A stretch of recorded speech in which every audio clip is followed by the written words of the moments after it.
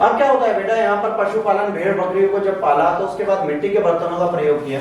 घर में जो इन्होंने किया, फर्श बनाई और फर्श को कूटा। जब दुर्चम से कूट के इसको बनाया तो दुर्चम आपने देखा होगा, जिसे दुर्मच बोलते हैं, गोल कलर का लोहे का नीचे लगा होता है, हाँ, और ऊपर लाठी होती है जिसे कूट कूट के हम घरों का निर्माण करते हैं, उसे दुर्चम बोलते हैं। भारतीय उपमहाद्वीप में आदिमपाषाणकालीन बस्तियां सर्वप्रथम सिंधु नदी के पश्चिमी क्षेत्र में विकसित हुई, यहां से आगे बढ़ी। लगभग 3000 ईसा पूर्व नवपाषाणकालीन संस्कृति का व्यापक प्रसार हो चुका था और ये भारतीय उपमहाद्वीप के बड़े भागों में फैल चुकी थी। वास्तव में नवपाषाण काल है ना, स्तर धातु रहित माना जाता है। प्रारंभिक समाधान शव को सीधे ही कब्र में दफनाता होता था। द्वितीयक समाधान शव को कुछ समय तक खुला रखते थे, फिर उनकी अस्थियों को कब्र में दफना देते थे, जिसे आंशिक शवदान बोला जाता है। तो पहले तो पूरी तरह शरीर को दफनाते थे, फिर हमने क्या किया, आंशिक शवदान की प्रणाली प्रारंभ कर दी और आंशिक शवदान को अपने समझ हम ले आए। अब इसके बाद क्या हुआ, स्तंभ गाड़ने के लिए गड्ढे मिले, जिससे लगता है इस काल के लोग लकड़ी के खंभों को जमीन में गाड़कर गोलाकार झोपड़ियां बनाते थे। हाथ के बनाए विभिन्न आकार प्रकार के बर्तन मिले हैं। पशुओं में भेड़, बकरी, सुअर, हिरण की हड्डियां मिली हैं। स्पष्ट इन जानवर को पाला जाता था या इनका शिकार किया जाता था। दक्षिण भारत के कर्नाटक, आंध्र प्रदेश, तमिलनाडु से नवपाषाण काल के कई पुरास्थलीय प्रकाश में आए हैं, जिसमें पॉलिस्टार प्रस्तर, कुल्हाड़ियां, स्लेट, काले रंग की मिट्टी के बर्तन तथा हड्डी के बने हुए कुछ उपकरण प्राप्त होते हैं। पुतली, रागी, चना, मूंग, अनाजों का उत्पादन किया जाता था। इसके साथ गाय, बैल, भैंस, बकरी, सुअर आदि को पालतू बना लिया गया था। अब यहाँ पे देखिए कृषि पालक बन गए। अब क्या होगा, अब ये आएंगे पत्थरों के साथ धातुओं के निर्माण में। याद रखना बच्चों, धातुओं का निर्माण बहुत जरूरी है। अगर ये धातु की तरफ बढ़ेंगे तभी तो आप अपनी ताम्रपाषाणयुगीन सभ्यता की तरफ जाएंगे। तो अब इन्होंने उसी का प्रारंभ किया। अब ये प्रयास कर रहे हैं कि यह कार्य ताम्रपाषाणयुगीन सभ्यता को अपने समझ लाएं। तो ताम्रपाषाण नवयुग, जैसे ही नवपाषाण युग समाप्त होता है वैसे संस्कृति के विकास में सरस्वती नदियों घाटियों के पास एक पूर्ण विकसित सभ्यता का उदय होता है। दूसरी ओर मध्यकालीन और दक्कन पे अत्यंत विभिन्न प्रकार की एक सभ्यता विकसित होती है। धातुओं का प्रयोग होता था, वह नागर संस्कृति स्तर में कभी नहीं पहुंची, ताम्रपाषाण संस्कृति से बोला गया। इसमें कुछ संस्कृतियों में हड़प्पा की संस्कृति के समकालीन थी, कुछ निश्चित रूप से हड़प्पा की बात की थी। इन सभी को लाल काले रंग के चित्रित बर्तनों का ही प्रयोग किया गया है। इसके बाद स्फटिक, फटिक, कोर्डोसिन और चमक पत्थर जैसे सामग्रियों का, फलक का, प्लेटों का उद्योग में विशेषता थी और तांबे, कांसों के औजार भी बनाए जाने लगे। अपने जीवन निर्वाह के लिए खेती और पशुपालन करते थे। आहार संस्कृति, ये बेटा आपका सीधे पूछा जाएगा एग्जाम में, इसको ऐसे याद कर लीजिएगा। आहार संस्कृति 2800 से 1500, कायद 2400 से 1700, मालवा 1900 से 1400, सवालदा 2300 से 2000, जोरबे 1500 से 900। तो ये सारी संस्कृति आपको यहीं से याद रखनी है, ठीक है। अभी और भी संस्कृतियां हैं। प्रभास 2000 से 1400, रंगपुर 1700 से 1400। ताम्रपाषाण संस्कृति में सबसे प्रमुख विशेषता है चित्रित मृदभांड। यहाँ पर क्या पाए गए हैं बच्चों, चित्रित मृदभांड पाए गए हैं, जो आपसे एग्जाम में अगर पूछे जाए तो आपको बताने पड़ेंगे, और ऐसा कुछ यहाँ पर ट्रेस में नहीं पाया गया है। चित्रित मृदभांडों के बाद हम ताम्रपाषाण के लोग नरकुल या मिट्टी के गारे के आयताकार वृत्ताकार घर बनाते थे। वृत्ताकार घर अधिकतर एक साथ समूह में थे। इन घरों को झोपड़ियां छतों के आसपास घास फूस की थी। बांस और सहतरी के सहारे खड़ी रहती थी। फर्श कूट कूट कर चिकनी मिट्टी से लीपी पोती जाती। जो आज गांव की झोपड़पट्टी हैं वही बनाई जाती थी। पशु पालते थे और खरीफ और राबी की फसलें उगाते थे। चावल इनाम गांव में, आहार में खुदाई स्थलों में पाया गया है। आहार और इनाम गांव में क्या पाया गया, चावल पाया गया है। ये लोग ज्वार बाजरा भी उगाते थे। कुल्थी, रागी, हरी मटर, मसूर, हरे और काले चनों की भी खेती करते थे। लगभग सभी ताम्रपाषाण कालीन संस्कृतियां काली मिट्टी वाले प्रदेशों में पनपी और फली फूली। इसके बाद आता है बेटा व्यापार और वाणिज्य। अगर आप व्यापार और वाणिज्य की बात करेंगे तो ताम्रपाषाण की जन समुदाय के समकालिक समुदायों के साथ व्यापार करते थे। आहार के लोग तांबे के स्रोतों के पास थे, तो वहां पर तांबे का प्रयोग करते थे और तांबे की वस्तुएं बनाते थे। कंगन, चूड़ियां, सीपियां, कौड़ियां यूज की जाती थी समुद्र तट से लाकर और ताम्रपाषाणीय क्षेत्रों में भेजी जाती थी। सोना और हाथी दांत को कर्नाटक के लोग जोड़वे संस्कृति के पास से प्रारंभ हुआ और यहीं से इन्होंने औजार लिए और अपनी संस्कृति में ये इन्होंने आभूषण बेचने स्टार्ट कर दिए। इसके बाद राजपीपला गुजरात में उपरत्नों का व्यापार भी होता था।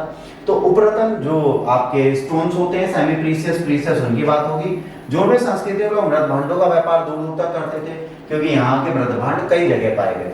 तो हर एक सभ्यता अलग अलग तरीके से कार्य कर रही है और अलग अलग तरीके से अपने व्यापार कर रही है। अनेक मानव रंगाओं को पहिएदार बैलगाड़ियों का रेखांकित है, जिससे पता चलता है लंबी दूरी वाले व्यापार के लिए नदी से परिवहन के लिए इन गाड़ियों का इस्तेमाल किया जाता था। ताम्रपाषाणी युगीन कृषकों ने मिट्टी और धातु की शिल्प में पर्याप्त प्रगति कर ली थी और इनके औजार जो थे कुल्हाड़ी, छेदनी, कड़े, मनके, कांटे आदि बनाते थे जो तांबे के बने हुए होते थे। तांबा संभवतः राजस्थान के खेतड़ी क्षेत्र की खानों से निकाला जाता था, कंकड़ और चूने से तैयार किया जाता था। ठीक है, अब यहाँ पर क्या है, इसको निकाला जाता था, ठीक है, और घर को कंकड़ और चूने से किया जाता था और यहाँ पर धानियों की लिपाई आदि का काम किया जाता था और चूने से पोता जाता था। ताम्रपाषाण में मातृ देवी और वृषभ की पूजा प्रचलित थी, जो आपको सिंधु घाटी सभ्यता में मिलेगी। आहार में मालवा सभ्यता वृषभ पूजा का बोलबाला था। अनेक प्रकार के प्रकृतिवादी रीतिबद्ध लिंग अधिकांश पुरास्थल पातों में पाए गए हैं जो शिवलिंग की बात करते हैं। मालवा संस्कृति विशाल संचय पात्र मातृ देवी की आकृति जड़ाऊ डिजाइन में अंकित है। मालवी की संस्कृति में विशाल संचय पात्र मिला है जिसमें मातृ देवी की एक मूर्ति बनी है। उनके दाहिने हाथ में एक स्त्री और बाएं ओर एक मगरमच्छ की आकृति अंकित है और पास में एक पूजा स्थल चित्रित है। तो ये क्लियरली बताते हैं कि इनकी धार्मिक आस्था मातृ देवी और पशुपतिनाथ तक पहुंच चुकी थी।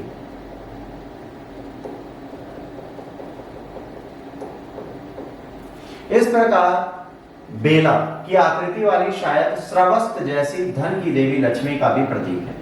अब हो सकता है कि धन लक्ष्मी की भी ये पूजा करते हो। एक बात पर चित्रित है कि देवता उसके अस्त व्यस्त बालों के साथ दिखाया गया है, जैसे परवर्ती काल में रुद्र का स्मरण होता है। तो एक ऐसे व्यक्ति जिनके बाल बिखरे हुए हैं तो रुद्र के रूप में देखे जा सकते हैं। दाइमाबाद में एक पात्र है जिसमें एक देवता बाघों के जैसे जंतुओं और मोर जैसे पशुओं से घिरा हुआ दिखाया गया है। विद्वान इसकी तुलना पशुपतिनाथ या शिव से करते हैं। उत्तरकालिक जोड़े संस्कृति इनाम में दो छोटियां मूर्तियां मिली हैं जिसे गणेश का आस्वरूप माना जाता है। इनाम गांव के पुरा स्थल पर अनेक सिरकटी छोटी छोटी मूर्तियां मिली हैं जिनकी तुलना महाभारत के देवी विश्रा से की गई है। ताम्रपाषाणी युगीनों के अग्नि की पूजा का व्यापक रूप से प्रसार था। अनेक ताम्रपाषाणी स्थलों की खुदाई के दौरान अग्निकुंड प्राप्त हुए। मालवा और जोबे की संस्कृति के लोगों को सावधानों के साथ बर्तनों की अंत्येष्टि की गई, जिससे पता चलता है कि ये मृतक जो मर जाता था उसके बाद पुनर्जन्म पे इनका पूर्ण विश्वास था। ताम्रपाषाण संस्कृति ईसा पूर्व की तीसरी और दूसरी सहस्राब्दियों तक फली फूली। बाद में कायत, प्रभास, आहार, बलाथल, प्रकाश, निवेशा जैसी बहुत सारी बस्तियां थी जो यहाँ पर बन गई। ऐसा समझा जाता है संस्कृति वर्षा की कमी के कारण बार बार सूखे पड़ने के कारण जड़ गई, क्योंकि बिना वर्षा के खेतीहार समुदायों का जीवन दुर्भर हो गया होगा। इसके बाद आती है ताम्र संचय संस्कृति। 1822 में कानपुर जिले के बिठूर स्थल पर तांबे के कांटेदार बर्छे पाए गए। सबसे बड़ा संचय गुंगेरिया मध्य प्रदेश से प्राप्त हुआ, जिसमें तांबा की 424 वस्तुएं और चांदी की 102 पतली चादरें प्राप्त हुई। तांबे की वस्तुएं खुले और बंद साँचों में ढालकर बनाई जाती थी। आमतौर पर शुद्ध तांबे की थी, हालांकि उनमें कुछ नगण्य मात्रा में अन्य धातुओं को मिलाया गया था। कांस्य साँचों का स्रोत संभवतः खेतड़ी क्षेत्र में तांबे की खाने उत्तरांचल और अरवल जिला की पहाड़ी क्षेत्र में रहे होंगे। गैरिक मृदभांड संस्कृति।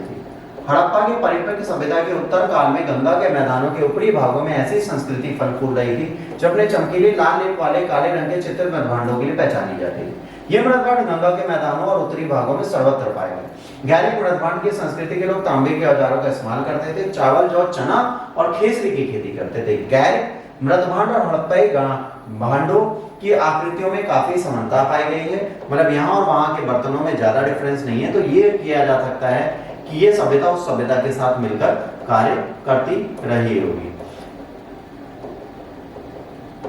एटा जिलों के सैपाई स्थल पर ताम्र संचय की वस्तुएं गैरिक मृदभांडों के साथ पाई गई थी। ऊपरी गंगा घाटी के कुछ क्षेत्र जैसे बहदराबाद, नसीरपुर, बसौली और बेहेड़िया जैसे खुदाइयों के संचय से प्राप्त होता है कि यहाँ पर गैरिक मृदभांड के ठीकरे प्राप्त हुए हैं। यहाँ पर आपका पहला चैप्टर खत्म होता है। अब हम आते हैं अपने दूसरे चैप्टर की तरफ बच्चों, जिसके बारे में आपको पढ़ना आवश्यक है। तो आइए अब अपने दूसरे चैप्टर की तरफ चलते हैं ताकि आपको चीजें याद हो जाएं। हमारा कंसर्न सिर्फ आपको चीजें याद कराना है और कोई कंसर्न नहीं है, तो आप लोग बिल्कुल निश्चिंत रहिए, चीजें आपकी होंगी। अब हम बात करेंगे हड़प्पा सभ्यता की। हड़प्पा सभ्यता एक बहुत प्रमुख सभ्यता है जो शहरी सभ्यता भारत की पहली मानी जाती है। हड़प्पा सभ्यता में निम्न नाम थे सिंधु घाटी सभ्यता, हड़प्पा सभ्यता, सिंधु सरस्वती सभ्यता सब बोला जाता है, क्योंकि इस सभ्यता में सर्वाधिक बस्तियां सरस्वती नदी के किनारे मिली है। तो अगर एग्जाम में कभी आ जाए किस नदी घाटी के किनारे है, तो सिंधु सरस्वती सभ्यता के किनारे है ना।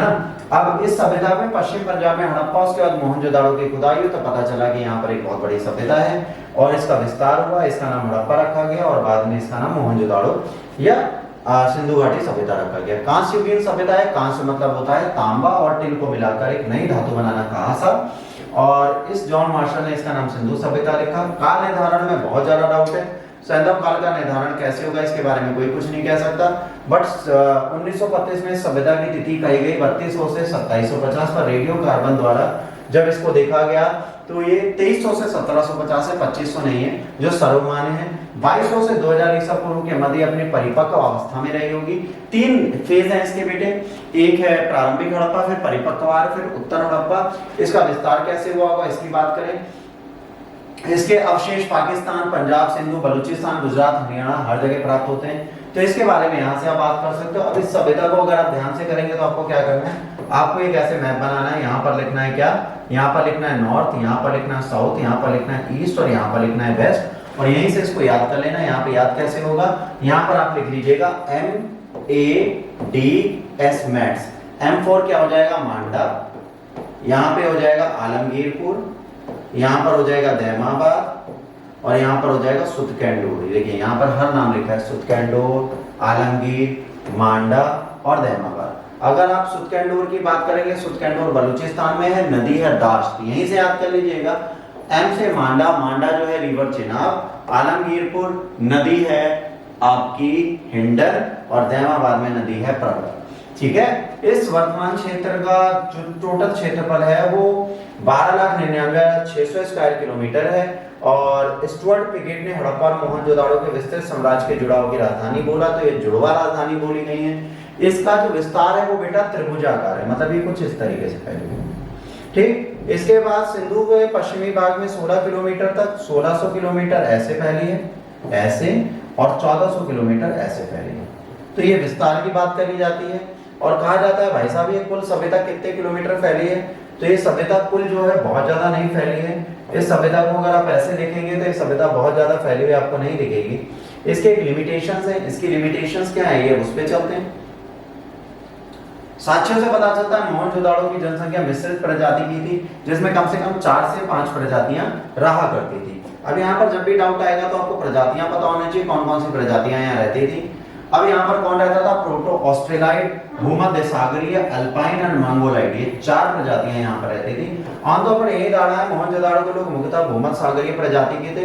हड्डियों के अवशेषों के अध्ययन से पता चलता है सिंधु सभ्यता के निर्माण में किसी एक जाति के नहीं थे, सभ्यता के निर्माण में कई जातियों का संयोग हुआ होगा।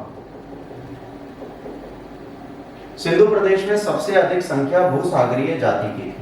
अब उत्पत्ति, सिंधु सभ्यता के प्रवर्तकों को द्रविड़, ब्राह्य, सुमेरियन, प्राणी असुर, वृहत, वहिक, दास, नाग, आर्य प्रजातियों से संबंधित माना गया है। कुछ विद्वान इस मत से सहमत है द्रविड़ी सैंधव का निर्माण करता थे। ऐसा राव डीपी अग्रवाल के अनुसार इसकी उत्पत्ति विकास भारत की धरती पर ही हुई है। डॉक्टर बनर्जी और शास्त्री के अनुसार कि ऋग्वेद में वर्णित असुर सिंधु सभ्यता के संस्थापक थे। मुख्य स्थल इसका बात करेंगे तो क्या है, मुख्य स्थल की बात करेंगे, खुदाई में वर्गीकृत किया जा सकता है केंद्रीय नगर, तटीय नगर, अन्य नगर। केंद्रीय नगर 3 केंद्रीय नगर थे, हड़प्पा, मोहनजोदाड़ो, धौलावीरा, ये इनके प्रमुख केंद्रीय नगर हैं, जिसमें हड़प्पा जो है कहां पर पाई गई है, पाकिस्तान के पंजाब प्रांत के मोंटगोमरी जिले में रावी नदी के किनारे। यहाँ पे टीले में ध्वंसावशेष पाए गए हैं, जिनको चार्ल्स मैनसन ने देखा था पहले, फिर दयाराम साहनी ने इसका सर्वेक्षण किया और नियमित उत्खनन प्रारंभ हो गया। 2 टीले पूर्वी नगर और पश्चिमी टीला दुर्ग टीले के नाम से जाना गया, ऊपरी और निचला दुर्ग। यहाँ पर क्या हुआ है, यहाँ पर अवशेष में कुछ और चीजें भी मिली हैं। वो क्या मिली हैं, 6-6 की 2 पंक्तियों में 12 कक्षों वाला खन्नागार मिला है, जिसका क्षेत्रफल 2745 स्क्वायर किलोमीटर है। सामान्य आवास दक्षिण में ऐसा कब्रिस्तान है जिसे R37 का नाम दिया गया है, दक्षिण में है, दक्षिण मुख की तरफ है तो इसे R37 का नाम दिया गया है। इसके बाद हड़प्पा में सर्वाधिक लेखायुक्त मोहरें प्राप्त हुई हैं, मतलब यहाँ पर क्या हुआ है, सबसे ज्यादा लेख युक्त मोहरें मिली हैं। 2 कमरे वाले बैरक भी है जो मजदूरों के रहने के लिए थे। नगर की रक्षा के लिए पश्चिम की ओर स्थित टीले को क्या किया गया है, माउंट एबी की संख्या दी गई है और इन सबको क्या किया गया है, पूरी तरह फोर्टिफाई किया गया है। यहाँ पर कुछ महत्वपूर्ण अवशेष मिले हैं, जैसे एक बर्तन पर शंख का बना बैल, स्त्री के गर्भ से निकलता हुआ पौधा जिसे उर्वरता की देवी माना गया है, और पीतल का बना एक इक्का। ये 3 इंपॉर्टेंट चीजें और मिली हैं जिनको हम हड़प्पा से देखते हैं। इसके बाद मोहनजोदाड़ो की बात करते हैं बच्चों। मोहनजोदाड़ो का शाब्दिक अर्थ मृतकों का टीला होता है, सिंध लड़काना डिस्ट्रिक्ट में है, ये भी पाकिस्तान में है। इसकी खोज राखलदास बनर्जी ने 1922 में की थी। मोहनजोदाड़ो सबसे महत्वपूर्ण सार्वजनिक स्थल विशाल स्नानागार है जो 11.88 मीटर लंबा और 7.1 मीटर चौड़ा और 2.43 मीटर गहरा है। विशाल स्नानागार धर्मस्थान प्रयोग में लाया जाता होगा। विश्व की एक आश्चर्यजनक निर्माण कहा है। यहाँ पर भी विशाल अन्नागार मिला है जो यहाँ की सबसे बड़ी इमारत है। ये एग्जाम में पूछा गया, मोहनजोदाड़ो की सबसे बड़ी इमारत अन्नागार है और सबसे यूनिक इमारत जो है वो स्नानागार है। मोहनजोदाड़ो के पश्चिम भाग में दुर्ग यहाँ पर भी है जिसे स्तूप टीला कहा जा सकता है। यहाँ पर शासक रहा करते होंगे। मोहनजोदाड़ो से प्राप्त अवशेषों में महाविद्यालय भवन, कांसे की नृत्यिका और पुजारी का सर, मुद्रा पर अंकित पशुपतिनाथ और सूती कपड़ा प्राप्त हुआ। तो ये सारी चीजें आपको बताती हैं कि यहाँ पर क्या क्या था। चौंदड़ो इस स्थल की खोज 1931 में MC मजुमदार ने की थी। इसका उत्खनन मैके के साथ किया था। सैंडो संस्कृति में प्राक ऐतिहासिक झूकर संस्कृति और झींगर संस्कृति कहा जाता है, उसके भी अवशेष मिले हैं। इसके निवासी कुशल कारीगर थे क्योंकि यहाँ पर मनके, शीप, अस्थि और मुद्राओं का प्रमुख केंद्र था। यहाँ पे अलंकृत हाथी, कुत्ते और बिल्ली का पीछा करते हुए पदचिन्ह, सौंदर्य प्रसाधनों में लिपस्टिक इत्यादि की प्राप्ति हुई है। यह आपसे एग्जाम में सीधे पूछा जाता है। चौंदड़ो एकमात्र पुरास्थल है जहाँ पर वक्राकार ईंटें मिली। बहुत इंपॉर्टेंट है, यहाँ पर कौन सी ईंटें मिली हैं बच्चों, वक्राकार ईंटों की प्राप्ति हुई है। इसके बाद करते हैं लोथल। लोथल जो है वो गुजरात के अहमदाबाद में घोघा नदी के तट पर स्थित था। इसकी खोज डॉक्टर SR राव ने 1957 में की थी। 1957 में इसको खोजा था। सागर तट पर स्थित था तो ये व्यापार का प्रमुख बंदरगाह था। फारस की मुद्राएं मिली हैं। पक्के रंग के पात्रों की उपलब्धि ये बताती है कि सामुद्रिक व्यापारिक गतिविधियां यहाँ बहुत थी, उसका बहुत बड़ा केंद्र था। लोथल में गढ़ी और नगर दोनों सुरक्षा की दीवारों से घिरे हुए हैं और ये इसी के साथ प्रॉपर मैनर में काम कर रहे हैं। लोथल की सबसे प्रमुख उपलब्धि जहाजों की गोदी डॉकयार्ड है। यहाँ से प्राप्त अवशेषों से पता चलता है कि यहाँ एक बंदरगाह था। धान, चावल, बाजरे के साक्ष्य हैं, फारस की मोहरें हैं, घोड़ों के लघु मृदभांड है और 3 युगल समाधियां मिली हैं। ये इंपॉर्टेंट है। कालीबंगन राजस्थान के गंगानगर जिले में स्थित प्राक ऐतिहासिक पुरातत्व सर्वप्रथम खोज एक घोष ने 1953 में की थी। कालीबंगन प्राक संदव संस्कृति का सबसे महत्वपूर्ण उपलब्धि जुते हुए खेत का साक्ष्य है। यह आपसे सबसे ज्यादा पूछा जाता है। कोई स्पष्ट जल निकासी प्रणाली नहीं मिलती तो ये बताता है कालीबंगन में नाली प्रणाली जो होगी वो बिल्कुल अलग तरीके की होगी या लकड़ी की होगी जो गायब हो गई होगी बनावली की तरह। प्राक ऐतिहासिक हड़प्पा कालीन संस्कृतियों के अवशेष मिले हैं। कालीबंगन में शवों के अंत्येष्टि संस्कार 3 विधियां थी, पूर्ण समाधिकरण, आंशिक या दाह संस्कार। तीनों के प्रमाण मिले हैं। पूर्ण समाधिकरण पूरी तरह से उसको समाधि में डाल देना, आंशिक मतलब कुछ दिनों के लिए खुले में छोड़ देना, जो हड्डी बचे उनको दफनाना और पूरी तरह जला देना। यहाँ प्रमुख अवशेषों में हल्के निशान मिले हैं। ईंटों से निर्मित चबूतरा मिला है, हवन कुंड मिले, अलंकृत ईंटें मिली है, घरों के निर्माण में कच्ची ईंटों का प्रयोग मिला है, युगल प्रकृति में समाधियों के बेलनाकार मोहरें मिली हैं। अब ये कच्ची ईंटों का निर्माण मिला है तो यहाँ ड्रेनेज सिस्टम या नाली के साक्ष्य नहीं मिलेंगे, हकीकत है, क्योंकि यहाँ पर जल निकासी के साधन नहीं होंगे। बनावली हरियाणा के हिसार जिले में पुरातात्विक साक्ष्य या बनावली के RS विस ने 1773 में ढूंढा। 2 सांस्कृतिक अवस्थाएं प्राग और हड़प्पा कालीन दर्शन मिलता है। यहाँ की बनावली की जल निकासी सभ्यता की सबसे महत्वपूर्ण विशेषता का अभाव है क्योंकि यहाँ लकड़ी की नाली पाई जाती थी और लकड़ी की नाली समय के साथ खराब हो गई। यहाँ अवशेषों से प्राप्त होता है हल्की आकृति के खिलौने के रूप में हल्की आकृति, अच्छे किस्म के जौ, नालियों के अवशेष, मन के मातृ देवी की लघु मृद मूर्तियां और मनुष्य और पशुओं की मूर्तियां, सेल खड़ी एवं नकाई की मिट्टी की मोहरें। इसके बाद आता है सुरकोटदा। सुरकोटदा जो है गुजरात के कच्छ जिले में है। जगपत जोशी ने इसको सर्वप्रथम खोजा 1964 में। इस स्थल पर घोड़े की हड्डियां मिलती हैं जो बहुत इंपॉर्टेंट है और घोड़े की अस्थितियों के लिए ही ये बहुत इंपॉर्टेंस रखता है सुरकोटदा। इसके बाद आता है हमारा रंगपुर, गुजरात के अहमदाबाद जिले में है। इसकी खोज 1931 में MS विस ने की थी और 1953 में SR राव ने इसको पुनः अन्वेषण किया। इसके बाद बेटा आता है कुछ अन्य अवशेष जो यहाँ से मिले हैं। धान की भूसी का ढेर, कच्ची ईंटों का दुर्ग, नालियां, मृदभांड इत्यादि। कोड दीजिए। सिंध प्रांत के खैरपुर जिले में स्थित सर्वप्रथम है ना, इसको 1935 में खोजा गया और 1955 में फजल अहमद ने इसकी नियमित खुदाई की। संभवतः पाषाण युगीन के अंत में हड़प्पा सभ्यता का विकास यहाँ हुआ। यहाँ के मुख्य अवशेष वाड़ावड़ है, कांस्य की चूड़ियां हैं, धातु के उपकरण, हथियार इत्यादि। इसके बाद आता है धौलावीरा। गुजरात के कच्छ जिले में धौलावीरा 1990-91 में आर.एस. विस ने ढूंढा। धौलावीरा वर्तमान में भारत में खोजे गए 2 विशालतम नगरों में से एक है। इसमें हरियाणा के राखीगढ़ी दूसरा विशाल है। धौलावीरा 3 भागों में विभाजित आयताकार दुर्ग बंदर, प्राचीर, पूरी तरह सुरक्षित है। ऐसी योजना हड़प्पा के और कहीं क्षेत्रों में नहीं मिलती। 3 भागों में से विभक्त किया गया। धौलावा के मध्य केंद्र में प्राचीर युक्त क्षेत्र जिसे मध्यमा नाम दिया गया। शासक और संबंधी प्रशासकीय अधिकारियों के निवास हुए होंगे। मध्यमा केवल धौलावीरा में ही पाया गया। अन्य नगरों की अगर बात करेंगे तो मुंडिका हड़प्पा कालीन अफगानिस्तान में पाया गया। मांडा जो है चिनाब नदी के किनारे पाया गया। रोपड़ पंजाब में सतलज के पास पाया गया है। यहाँ पर भी बहुत सारे साक्ष्य मिले। मानवीय समाधान यहाँ पर बहुत इंपॉर्टेंट है, जहाँ पर कुत्ते और मालिक को एक साथ दफनाया गया है। आलमगीरपुर ये यूपी के पास है, हिंडन नदी के किनारे पाया गया है। ये सर्वाधिक पूर्ण भी कोना है। अगर नगर नियोजन हड़प्पा की सर्वप्रमुख विशेषता है, जहां पर ग्रिड पैटर्न में घरों को बनाया गया था। ये मेन दुर्ग है। यहाँ से गेट से जैसे कोई व्यक्ति अंदर घुसेगा तो ये जो पहला चौराहा होगा इसे ऑक्सफोर्ड सर्कल बोला जाएगा। ये सबसे इंपॉर्टेंट है। यहाँ पर टीले मिले हैं, ठीक है। लोथल में, सुरकोटदा में दुर्ग और नगर की एक ही रक्षा प्राचीर। देखिए ये अपर दुर्ग है, लोअर दुर्ग। या तो ऐसे दीवार बनाई गई होगी या ऐसे दीवार बनाई गई होगी। तो दोनों दीवारें अलग अलग तरीके से बनाई गई होंगी। ऐसा नहीं है सारी दीवारों को एक ही तरीके से निर्माण कर दिया गया। कहीं पे नहीं एक साथ बनाया गया, कहीं पर इन्हें अलग अलग बनाया गया।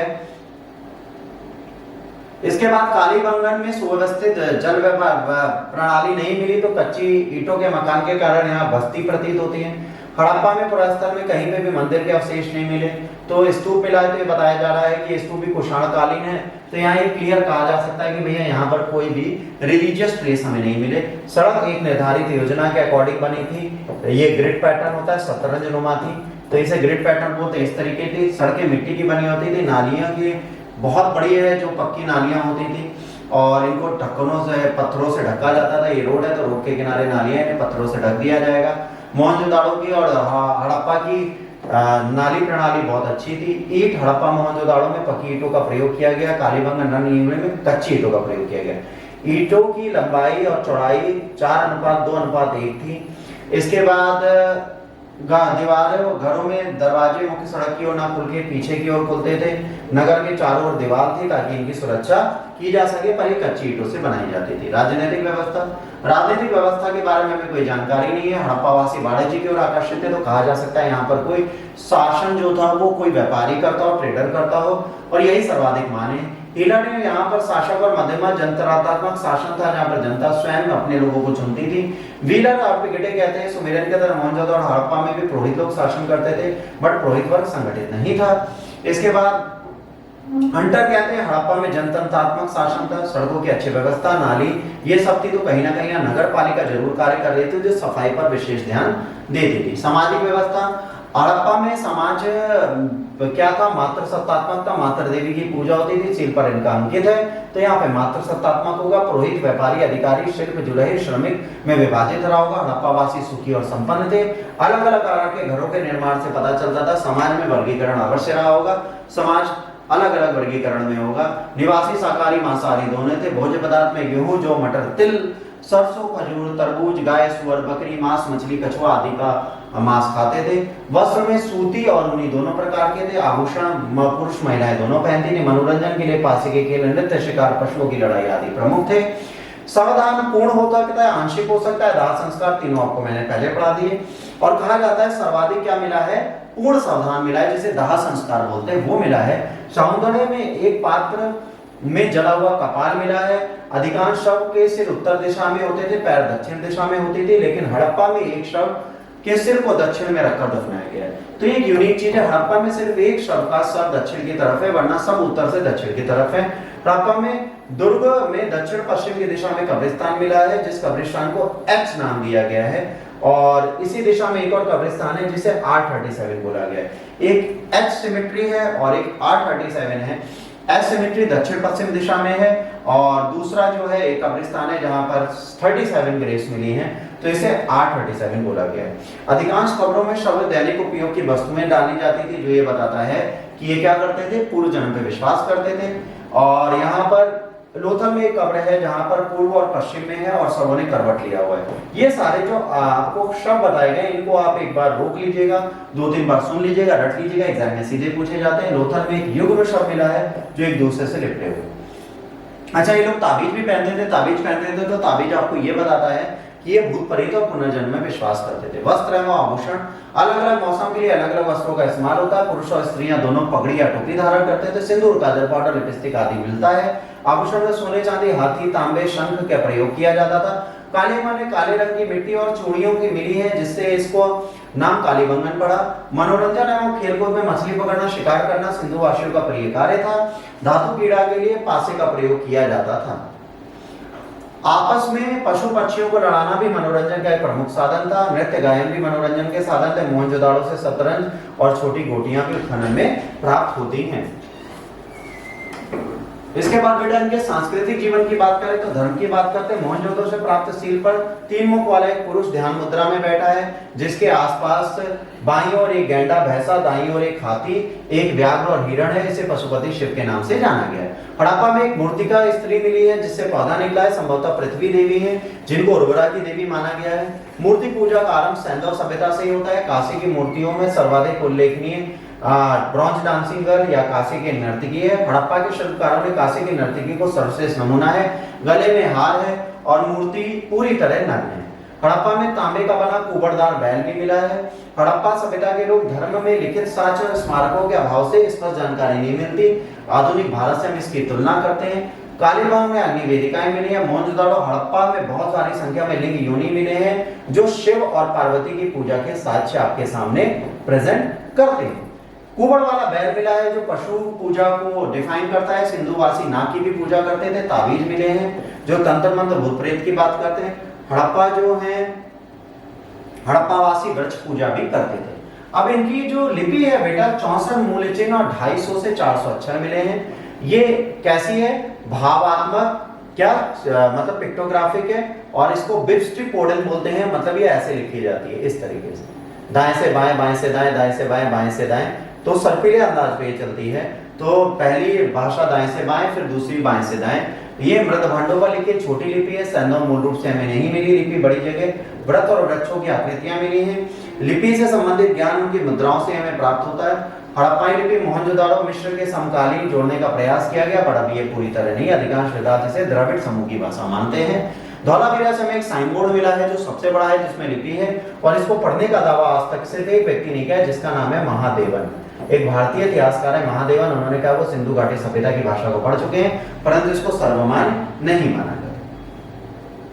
मोहरे, हड़प्पा में सर्वोत्तम कलाकृति मोहरे हैं। 2000 से ऊपर मोहरे प्राप्त हुई हैं, अधिकांश मोहनजोदाड़ो से मिली हैं। इन मोहरों में सिंगी, एक सिंगी, बैल, बकरी, हाथी सबकी आकृतियां खोदी गई हैं। मोहरों को बनाने का सर्वाधिक उपयोग सेल घड़ी से किया गया और वर्गाकार सर्वाधिक प्रचलित है। 1 से 5 सेंटीमीटर तक इनका साइज है, मतलब छोटी है। 2 प्रकार की मोहरें मिली है, वर्गाकार, आयताकार। वर्गाकार मोहरों पर पशु की आकृति कृत की गई है, आयताकार पर केवल मुद्रालेख अभिलेख है। मोहनजोदाड़ो में पशुपति की मूर्तियों युक्त मोहरें मिली हैं। मोहरों पर चित्र पशु आकृतियों में कुबड़विहीन बैल की आकृति सर्वाधिक उत्कीर्ण की गई है। मिट्टी में पकाई गई छोटी मूर्तियां और सर्वाधिक मूर्तियां मातृ देवी की हैं। लगभग 3/4 ब्रह्मांड की मूर्तियों में पशुओं में कुबड़दार बैल मिलता है। लघु मृद मूर्तियां, सिंधु में भारी संख्या में पकी ईटी जो टेराकोटा कहलाती थी बनी मूर्तियां हैं। इनका प्रयोग खिलौने के रूप में या पूज्य प्रतिमाओं के रूप में किया गया होगा। यद्यपि नर और नारी दोनों वृद्ध मूर्तियां मिली है। यद्यपि नारी वृद्ध मूर्तियां अधिक है, तो इसे मातृ सत्तात्मक या मातृ देवी को पूजने वाली सभ्यता माना जा सकता है। इसके बाद अगर आप बात करोगे आर्थिक जीवन, हड़प्पा का आर्थिक जीवन पशुपालन, दस्तकारी और विदेशी और व्यापार पर आधारित था। कृषि सर्वाधिक था। ये महीने में 2 बीज बो देते थे। अप्रैल में गेहूं, जौ की फसलों को काट लेते थे। सैंधव में कोई भी फाल नहीं मिला है, जिससे कालीबंगन में पूर्व अवस्था में हल रेखा मिली है, जिससे ज्ञात होता है हड़प्पा को खेती और हल जोतना आता था। हड़प्पा शायद लकड़ियों के हलों का प्रयोग करते थे। फसल चावल, गेहूं, जौ, खजूर, तरबूज, राई, तिल, ये सब था, है ना। इनका प्रमुख खाद्यान्न गेहूं और जौ था। संभवतः किसानों से राजस्व के रूप में क्या लिया जाता था, अनाज ही लिया जाता रहा होगा। लोथल के लोग 1800 में चावल का प्रयोग करते थे, इसलिए चावल के अवशेष प्राप्त हुए। लंगपुर और लोथल से चावल की भूसी और बल्लियां प्राप्त हुई। गन्ने के उत्पादन का कोई साक्ष्य नहीं मिला। सिंधु प्रमुख धातु में तांबे का सर्वाधिक प्रयोग किया। तांबा और टिन मिलाकर उन्होंने कांसा बनाया और कांसे की मृतिकी भी हमें प्राप्त हुई है। चांदी का सर्वप्रथम प्रयोग सिंधु सभ्यता के लोगों ने किया। स्वर्ण की अपेक्षा चांदी